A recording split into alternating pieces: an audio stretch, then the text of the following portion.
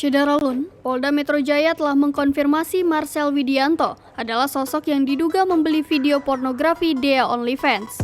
Sebelum namanya diungkap, Dirkrimsus Polda Metro Jaya Kombes Auliansyah Lubis mengatakan pihaknya akan memanggil Marcel Widianto.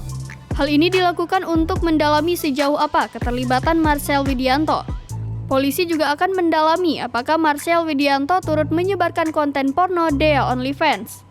Auliansyah mengungkapkan bahwa komedian Marcel Widianto ini membeli satu Google Drive berisi konten porno Dea OnlyFans.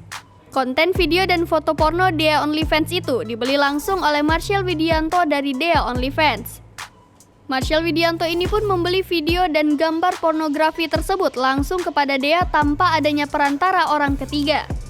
Auliansyah menyebut sang komedian membeli 76 video shoot dan beberapa gambar tanpa busana yang berada dalam satu Google Drive.